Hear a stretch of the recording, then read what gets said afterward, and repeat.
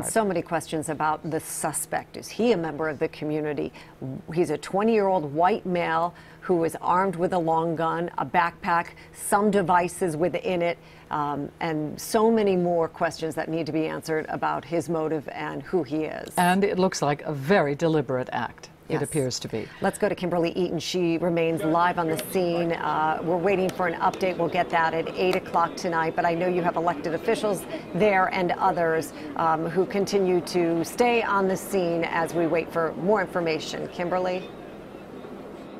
Yeah, Mary, everyone here is waiting for more information. We've heard from every political leader who we've spoken with that the minute that they saw this come across their TVs, the minute they got a phone call that there was an active shooter situation here, they rushed from their offices in D.C. up here to Annapolis. And their primary reason for being here is to show support to the families, the friends, the victims who were inside these buildings, the witnesses, the people who had to sit there and watch and listen as this all unfolded. So we've seen a lot of those political leaders start to come in and try to also connect the people who were inside these buildings with their families, who are, of course, understandably waiting to get back in touch with them as this investigation continues. Now, I did want to share with you, of course, we've all been scanning social media. We've been keeping an eye out, and we've heard a lot from the folks who were inside these offices as the shooting began. And I just saw a tweet about 20 minutes ago come down from a reporter at the Capital Gazette, and she says, understandably so, she's not in any position to speak right now after going through this horrific ordeal that she's been through this afternoon. But she says, quote, "I will say this, the Capitol is not a big newsroom. There are about 20 news staffers, a few more advertising. We are close. We are a family. I am devastated." And this has devastated this entire small community here. We can hear that in the voices of folks and the political leaders as we speak with them. And we heard it from everyone who's come to the podium to give us an update. Listen now to Governor Larry Hogan when he spoke with us a few minutes ago.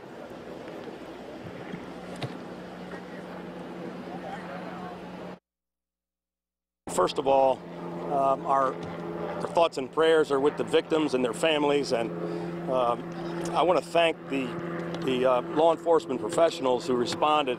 Our emergency response team they did an incredible job. They're still doing the job right now, but the fact that they responded within 60 seconds, I want to give serious praise to Anne Arundel County and the city of Annapolis for their response. And we were here with the state agencies to back them up. We have federal agencies. It's a tragic situation. We don't have all the information yet, and we can't give all the information yet because it's an active crime scene and investigation.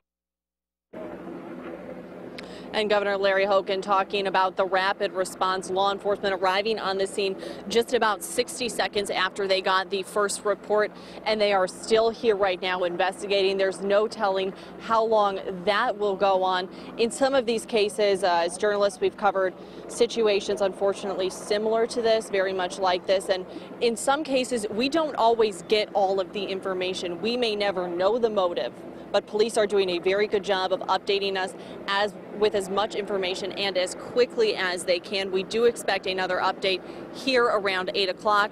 We don't know what they're going to touch on at that point, but of course the large questions right now center on the explosive device that we heard about in the last press briefing. What exactly was that? Was it an explosive device? Was it real? Was it fake? And also on what happened in the first moments when officers ran into this office building. We're told they did not exchange fire with the shooter, but they did manage to take him into custody. So we're hoping to learn more about that. And of course, the most vital piece of information is how are these victims doing tonight and what are the extent of their injuries. So we'll be asking all of that here at 8 o'clock at the press conference. For now, back to you. All right, thank you very much, Kimberly. And we just want to let people know that some of the video that we're showing you is video that we shot earlier today. Right. SWAT teams have left the building at this point. They are still looking for evidence, but at this point, the building is clear and the building is safe. The bomb squad has gone through, and they have no reason to believe there are explosives. The news choppers were pulled away because the F-16s are in Annapolis, or were in Annapolis, covering the induction day, the plebes, which is an incredible day for the city of Annapolis. Yeah. And then this happens not far from it. Again, a small community, a close community, a big day, and something like this happens. I just want to very quickly say that we have not heard. President Trump was in Wisconsin. He is now back in Washington at the White House. We have not heard from him, but 2 hours ago he did tweet, Prior to departing Wisconsin, I was briefed on the shooting at Capital Gazette in Annapolis, Maryland. My thoughts and prayers are with the victims and their families. Thank you to all of the first responders who are currently on the scene. And it was an enormous response, as we've been saying. Mike Helgren is there live, and really it's amazing, isn't it, Mike, to think in 60 seconds the police got to the scene and were able to subdue the suspect.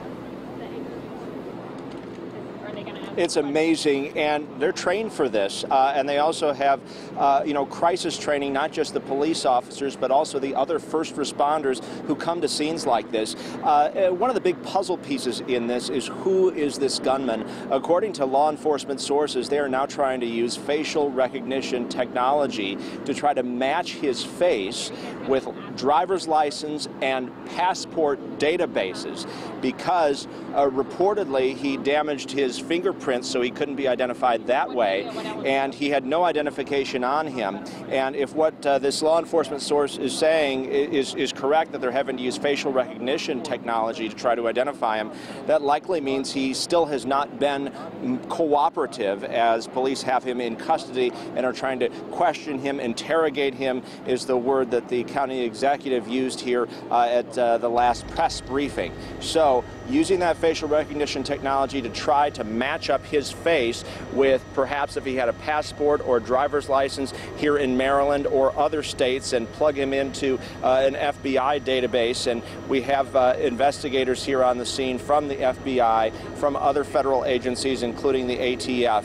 And they're going to be looking at that weapon as well, that long gun. They have yet to say whether he had any other weapons. However, what police have said is that there was some sort of explosive device they found inside the building. They combed through the building, didn't find anything else, but he walked into the Capital Gazette offices. He had that weapon. He had a backpack. What sources are saying is he may have had fake grenades. He may have had some sort of a smoke bomb device or a flashbang device to create a diversion, but we don't yet know his motive.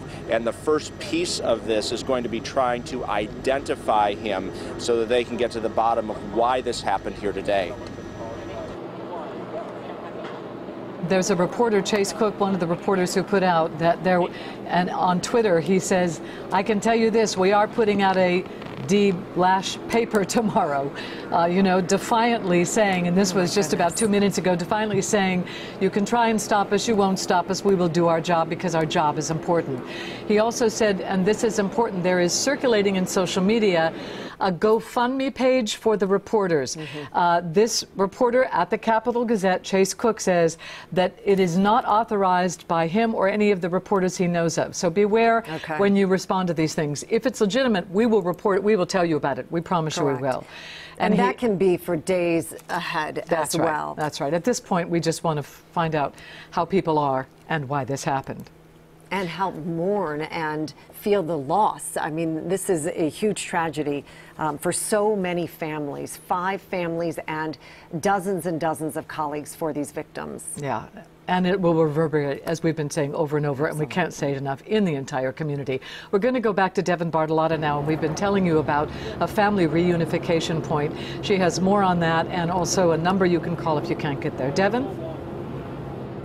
That's right, Denise. We're right off of Bestgate Road at the Westfield Mall. This is the Lord & Taylor loading dock that we've been talking about all afternoon.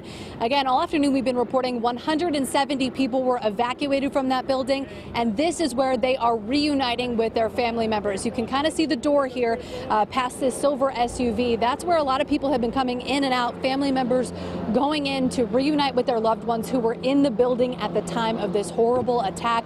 Lots of people coming and going here. Also, because the parking lot is closed, a lot of the streets around here are closed. People have been coming to get their cars.